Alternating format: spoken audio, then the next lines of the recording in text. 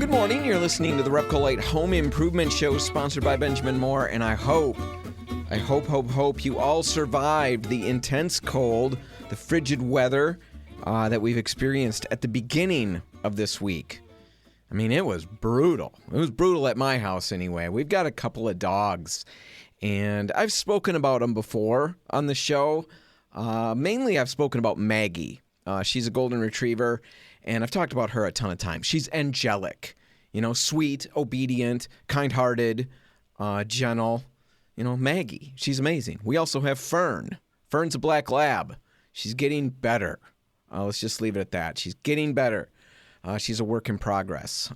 Anyway, Fern wants to go outside to go to the bathroom every 10 minutes. That's literally how she operates almost all the time. Maggie can wait, tell her it's going to be sometime next week and she'll hold it.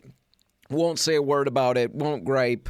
We'll just sit there and hold it. Fern, no, every 10 minutes she wants to go outside. But if we let her outside, without us being tethered to her, we'll probably never see her again. She'll just zip off into who knows where, and we'll probably get letters from, who knows, the other side of the country. Anyway, so we have this war of wills with Fern every single stinking day, probably 30 different times.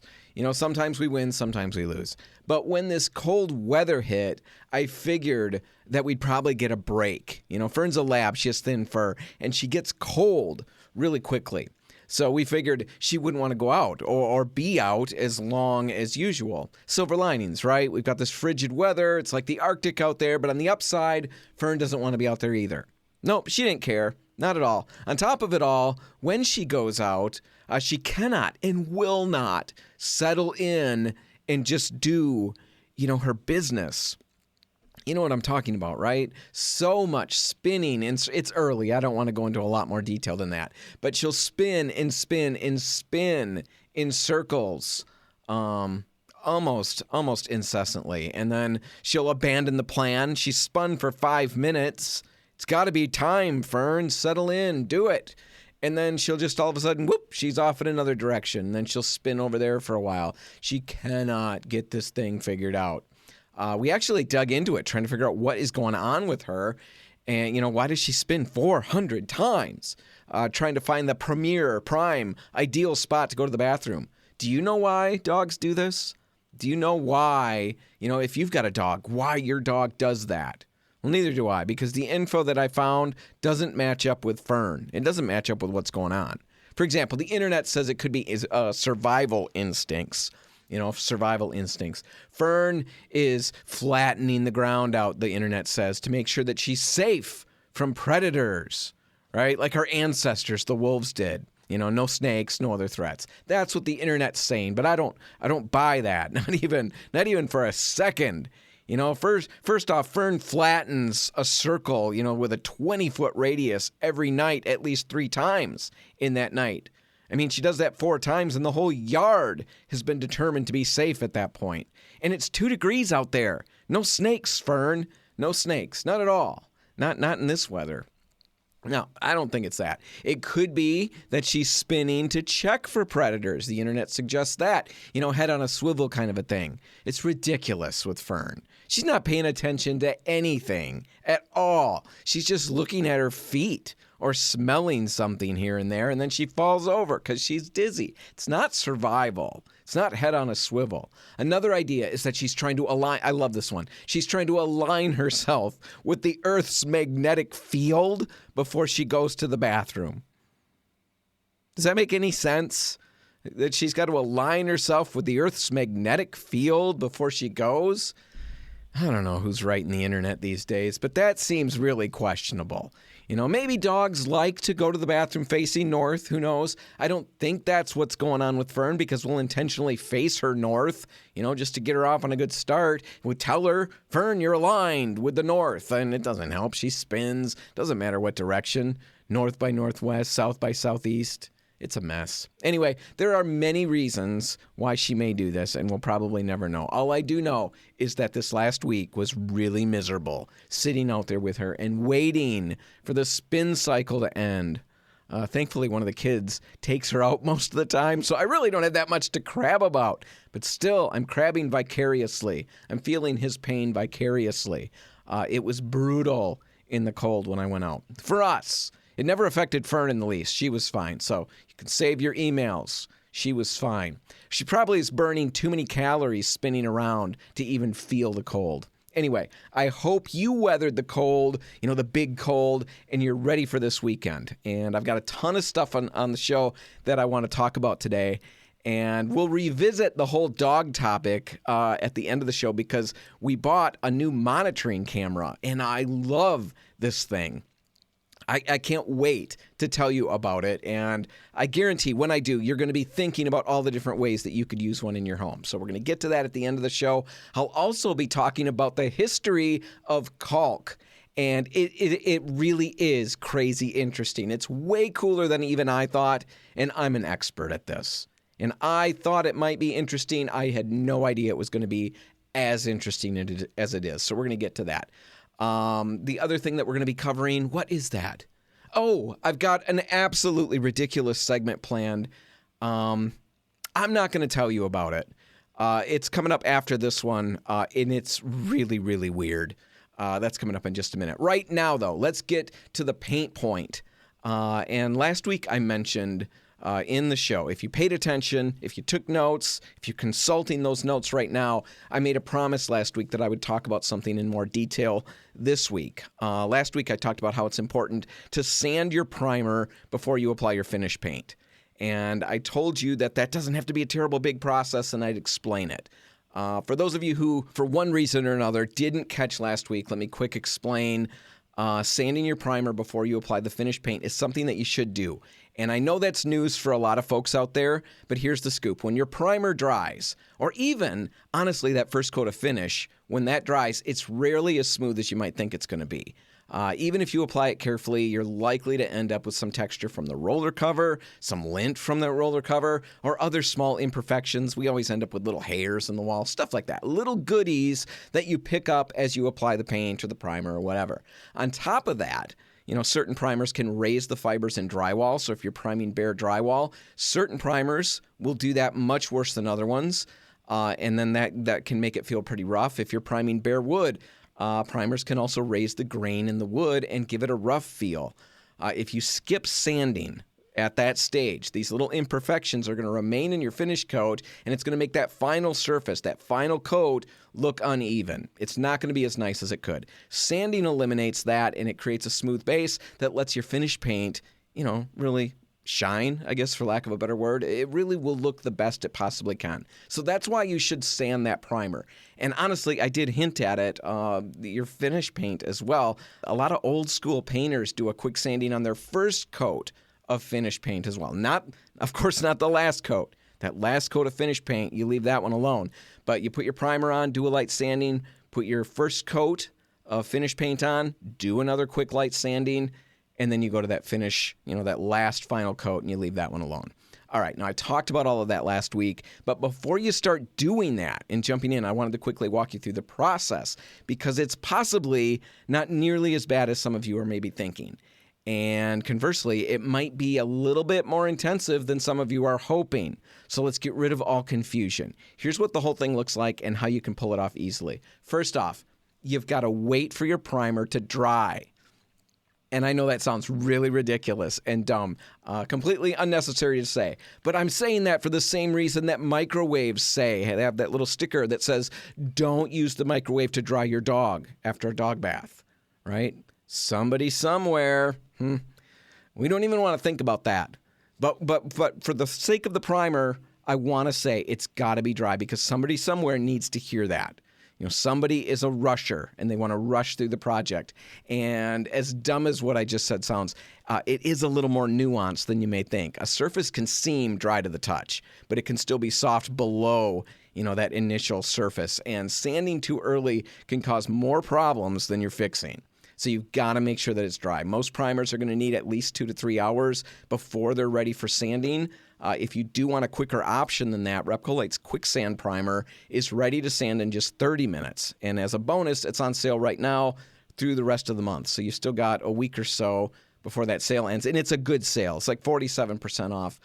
It's an all-purpose primer. You can use it on pretty much any surface inside. It's great for doors, walls, trim, much more. Quicksand primer on sale right now.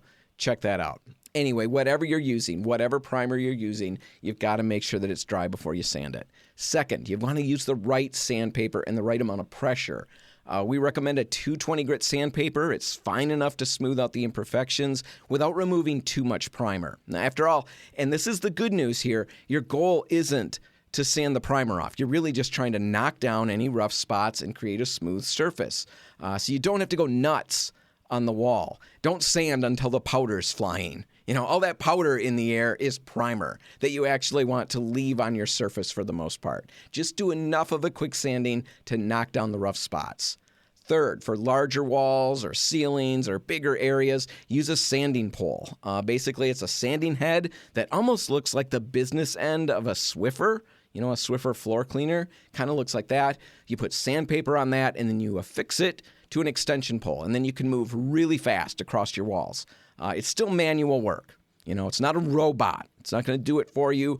It's still manual work, but it's going to help you cover a lot of ground really quickly and much more easily than holding a sanding block or something like that. That's crazy. Don't do that.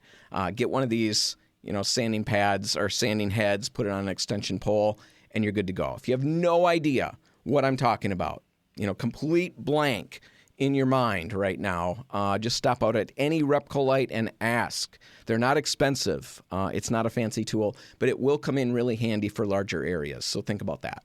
Fourth, when you're sanding your trim or detailed surfaces, foam sanding pads are pretty much your best friend. They're flexible, they're easy to hold, and they're going to conform to curves and edges. And that's going to help you maintain or achieve a smooth finish without cutting through the primer too much, which you can do really easily with some stiffer sandpaper. You can cut right through the primer on contoured areas. Use the sanding pads. They're great for that. Finally, after sanding, you've got to wipe down that surface with a damp rag to remove the dust that you created. Allow the surface to dry completely before you apply your finish paint. And by doing that, you're ensuring that the finish paint adheres properly and prevents, you're also preventing any dust from getting trapped in the paint. All right? Because you don't want that. You don't want to go through all this work and then still trap a bunch of dust in your finish, and you've achieved nothing at that point. Sanding your primer might seem like an extra step, but it's a little touch that delivers really big results. All the good old school painters do it all the time. If you missed any of the steps that we talked about, you can catch this segment again by heading to Repcolite.com. Just click the little on the radio tab right on the homepage and check it out. Also, follow us on Facebook and Instagram, and we'll have tips like this and more weekly, along with links to blog posts and things like that. All right, let's take a break, and when we come back, I've got a ridiculous segment. I don't know how it's going to go. Let's find out together. That's just next. Stick around.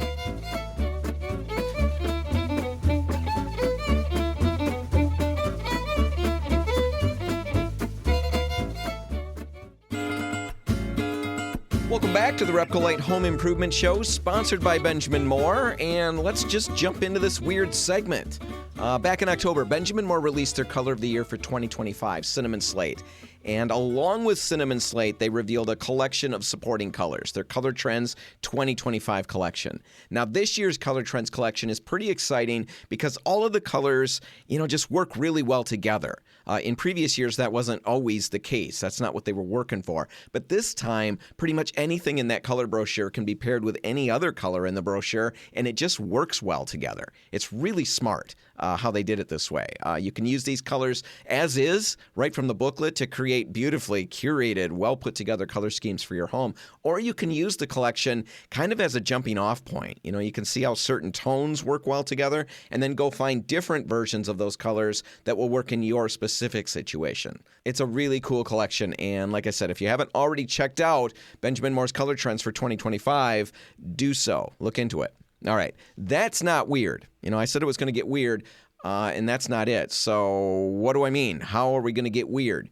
Well, I want to introduce you to the colors from Benjamin Moore's Color Trends, over time. I can't do it all right now, but over time. But I don't want to do it in a way that I've seen everybody else do it, in a way that we've done it in the past. Here's a purple. You can pair it with this color or that color. You can use it in a bedroom or whatever. It's good info, but it's boring info, right? There's a better way. There has to be a better way. And I don't know that I've come up with it, but I have come up with a different way. And I've imagined these colors as profiles, on a dating website. So that's where this is going to get just a touch weird.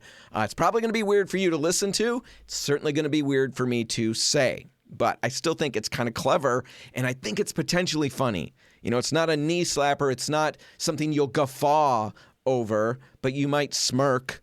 I'm looking for a smirk, or maybe, your eye will crinkle just a little bit in something akin to joy. Anyway, with no further ado, let's get to and meet one of these colors from this year's color trends. And of course, since we've only got time to meet one, we're going to meet Cinnamon Slate.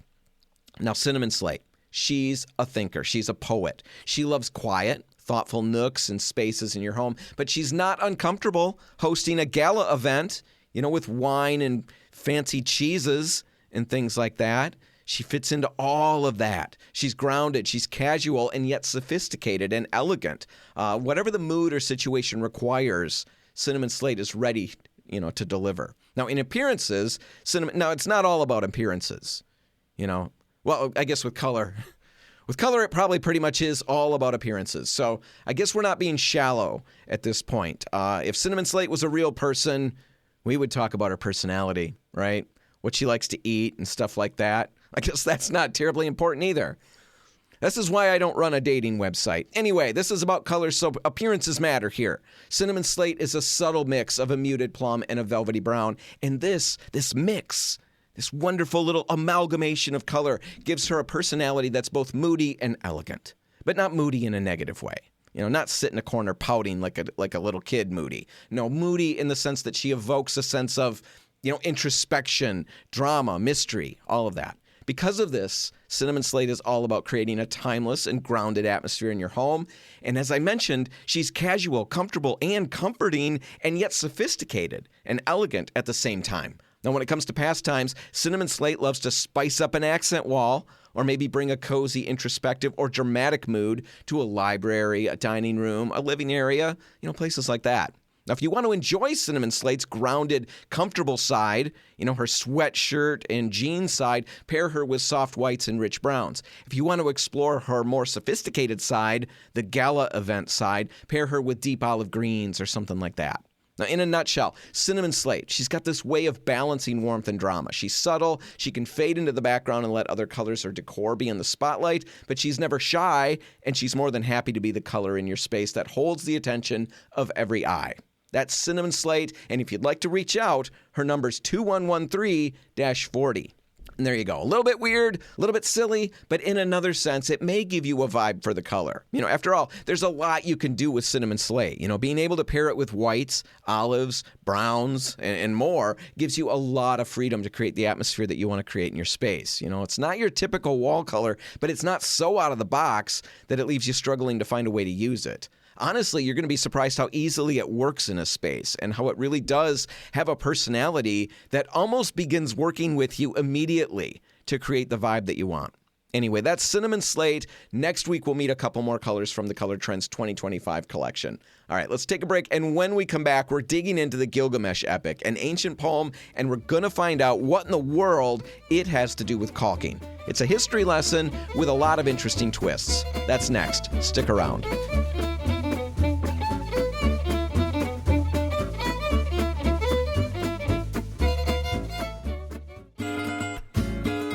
And we're back. You're listening to the Repcolite Home Improvement Show, and it's time for a history segment. And we're going to do this. I'm going to go back in time and look at history stuff because I've got it in my notes that I need to talk about caulk today. Because we've got a particular caulk, accelerator caulk from Tower Sealants, quick to coat from All Pro on the east side of the state. They're the same caulk, just packaged differently depending on where you are in the state. Anyway, that caulk's on sale, and I've got to talk about it. But just talking about caulk and saying it's on sale and here's all the things that it does, that's boring. I'm going to get to all of that stuff, but I was curious first about, having a conversation about the history of caulk. I started wondering, when did it come about? When did caulking, caulk guns, all of that, when did it start? How did we get to where we are now? So I thought, let's look at that. Let's dig into it. I did not anticipate it to be as big a segment as it turned out to be. There's a lot going on, a lot more than I expected, and it goes back way further than I ever dreamed. So to start, we're going to go back to around the year 2100 BC, and we're going to look briefly at the Gilgamesh epic. Have you ever heard of that? I'm betting most of you probably have not heard of it. It's an ancient Mesopotamian poem, all right? And you may not have heard about it before. It may be complete news to you, but the story that it tells is probably going to be very familiar. The text contains a story really, really similar to the Noah story from the Bible, the story of the Great Flood. Now, I spent a year in seminary in Kentucky a long time ago, and we studied this text, and I've always found it fascinating. Now, here are just a few of the similarities between the story of the ark and the flood that we've got in the Bible and the tale of the Gilgamesh epic, all right? So the Gilgamesh epic, it talks about this guy, Gilgamesh, and he gets this divine warning that a flood's coming. Yo, Gilgamesh, send in a flood. It's going to destroy everything. So we get that similarity. He gets a warning from above, from on high, that there's a flood coming. He's instructed to build this huge boat, and then he's instructed to go gather the animals so he can preserve their lives. Then the flood comes, it submerges the earth, and after a period of time, Gilgamesh goes to the top of the boat, opens a little window, and releases birds. Right? Just like the Noah story. All of this is the same. He releases the birds to find out if the floodwaters have receded. So, a lot of similarities. That's the Gilgamesh epic, written between 2100 and 1000 BC, somewhere in there. And in that story, because as endlessly fascinating as all of this I'm sure is, I need to pay the bills and I need to get us around to caulk. In that story, we encounter a reference to caulking being used to keep that all-important boat watertight and afloat. Now, the passage is as follows, and it kind of reads like an awards ceremony for the guy who did the caulking. Here it is, quote, "For the caulking of the boat to Putsaramuri." That's the guy's name. I'm going to call him Mr. P because I got his name right that first time, but I'll probably never be able to pronounce it right again. So I'm going to call him Mr. P from here on out. And let me go back to the beginning of this quote. "For the caulking of the boat to Mr. P, the boatman, I give the palace, together with all of its contents." So think about that. This guy, Putsaramuri, I did it really well that time. He caulks the boat, the ship. I'm not sure exactly when the distinction between the two came about, but our guy, Mr. P, does the caulking, and I'll explain what that is in a minute. But not only does he have the satisfaction of doing a job, really well, but he also is given the palace together with all of its contents. What a gift. Though really, the pessimist in me really does wonder how exciting this really was. When was he given this gift? Was he given it before the flood? That's too bad, because afterwards, there it goes. Was he given it during the flood, as they're floating on the boat? Here you go. And I'm assuming Mr. P made it into the boat. Maybe he didn't. Maybe he was given the kingdom or the palace and all of that and then left behind to enjoy the spoils of his caulking. Who knows? Those are mysteries lost to history, and they probably don't matter here. Anyway, in the Gilgamesh epic, we've got this ancient reference to caulking, and it's referenced as a process, right, in shipbuilding, and it was meant to keep the ship watertight. So how do we get from that, from a step in the shipbuilding process, to what we think of today when we use the word caulk and we talk about caulking? And how did all those tubes come to be? I mean, no matter whose brand of caulk you look at, 99% of them are all in the same shape container. How did all of that happen? Well, let's start with the term caulk. Now, it originally came from the Old North French word caulker, which means to press down. It's the origin of the English word caulker, which means to stop up cracks with a filler or to pack the seams of a ship with waterproof material. Now, so historically, shipbuilders would use fibers like cotton and hemp soaked in pine tar, and then they'd drive them into the seams between the wooden planks using a caulking mallet and a tool called a caulking iron. Right? The process sealed the joints, preventing water from getting in and sinking a ship. Now, as wooden ships gave way to iron and steel ships, the caulking process shifted from pounding fibers into seams to using tools that compressed metal edges to create watertight joints. It's very interesting what has to be done even today with materials like this. Boilers are made, or at least were made in a similar manner. Look into that. It's very interesting to think that the phrase caulking applies to those materials and those processes as well.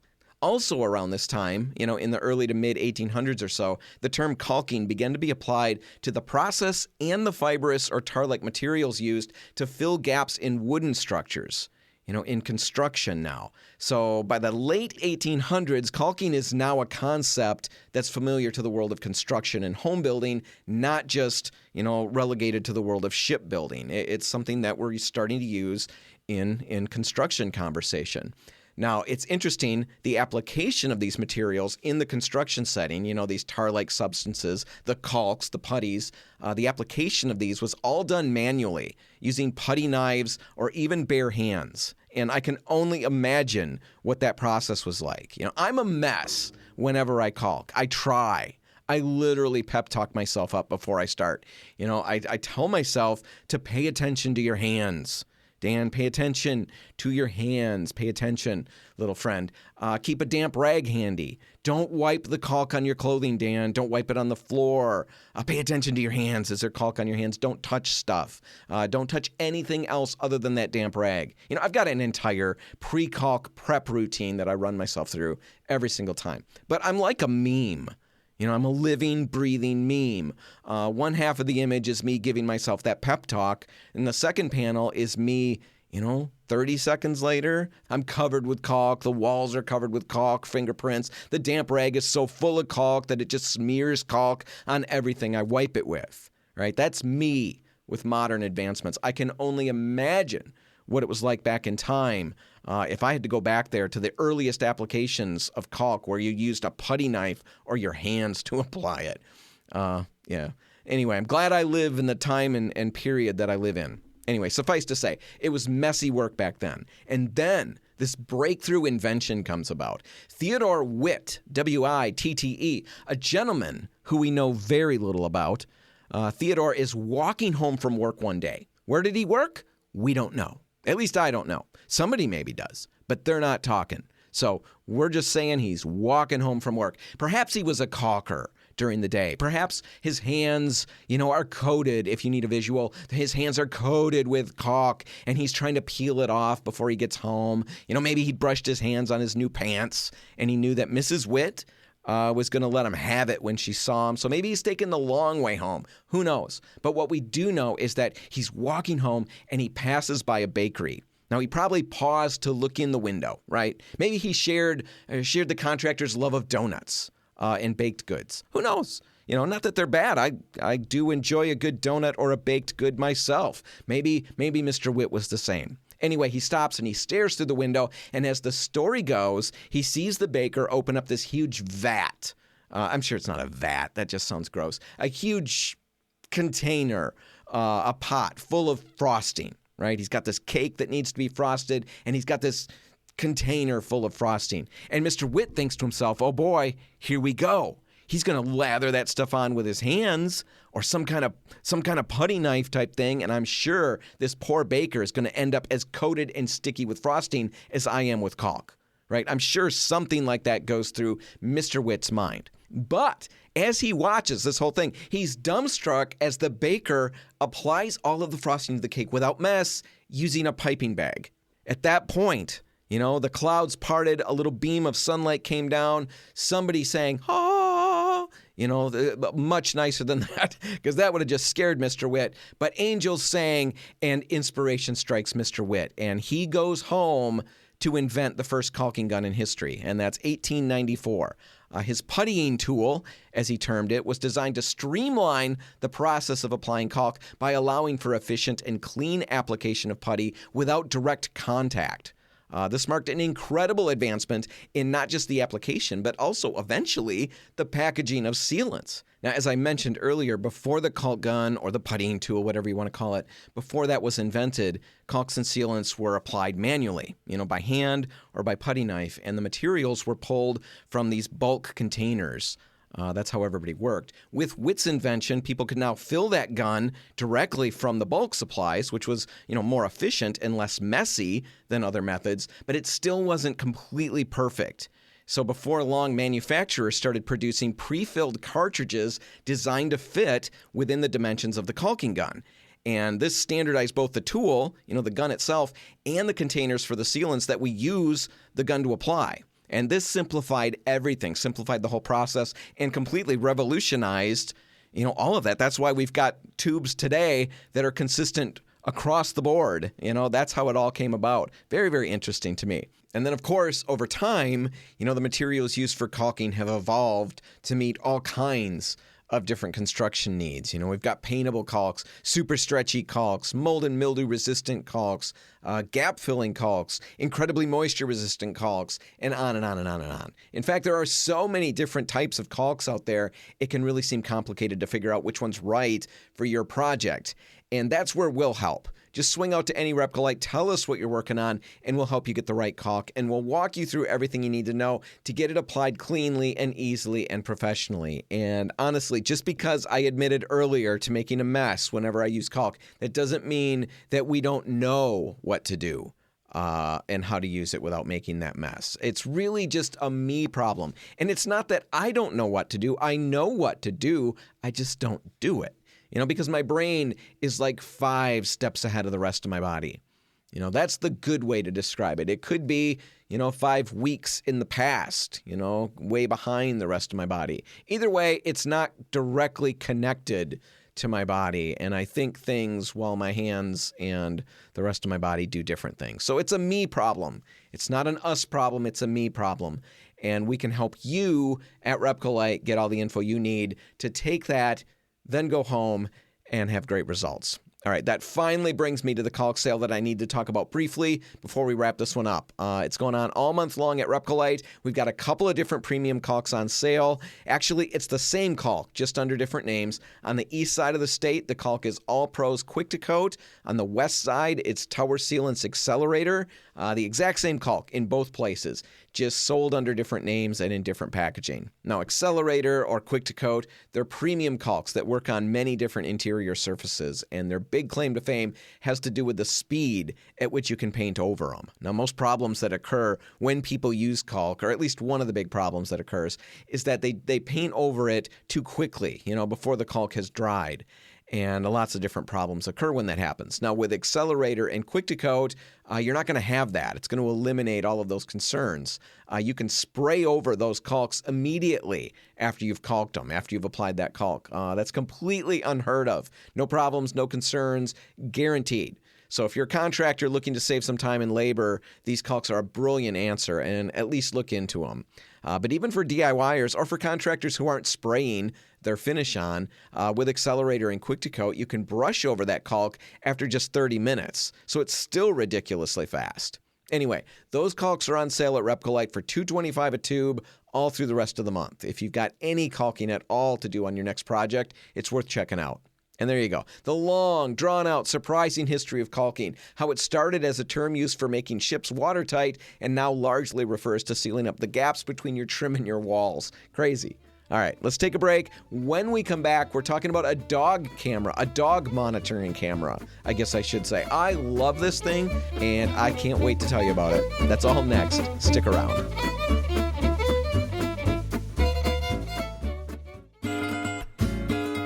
And we're back. You're listening to the Repcolite Home Improvement Show, sponsored by Benjamin Moore.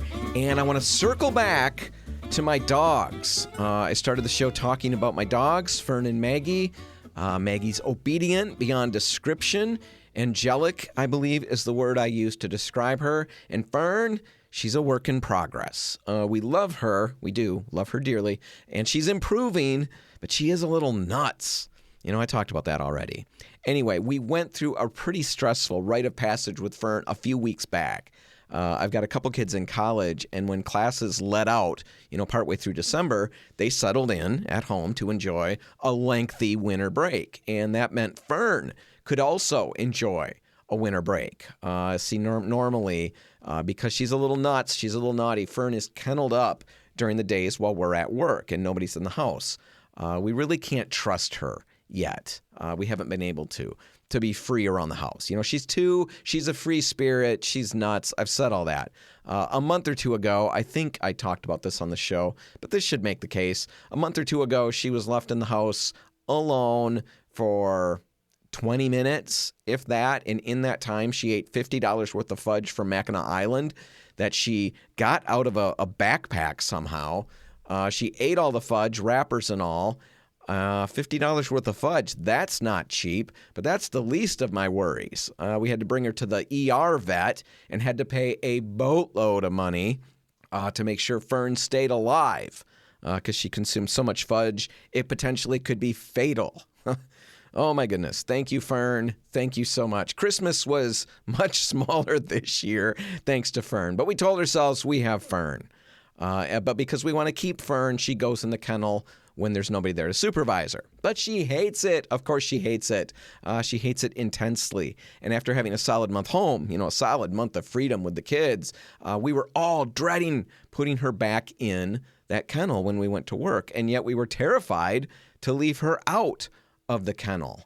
Anyway, all of that to say, my daughter gave me the answer. She's getting married in October, and her fiancé just adopted a new dog. And with his dog, he bought a monitoring camera so he could keep an eye on her all day long. I should have thought of this myself. I did not. But even when she told me, I wasn't convinced. I assumed it was going to be crazy expensive and that it wouldn't work all that well, that it'd be kind of clunky. I explained some of that, or she sensed the hesitation, and she jumped right in. She knows exactly what to tell me. She told me it's a $30 camera. Well, instantly, I'm interested because they've got it. It's working for them. It's $30. They love it. And the biggest thing, the big selling point for me is the camera that they bought, the model they've got, has a speaker and a microphone built in. So you can listen to what's happening in the house if you need to. You can turn it off, but you can listen if you want to. And if necessary, you can sound this little alarm, or you can actively, using your phone, talk to the dogs or the burglars or who's ever there. You can do that all from your phone. It's brilliant. Now, nobody out there, I am certain, nobody listening to me right now is surprised by any of this technology.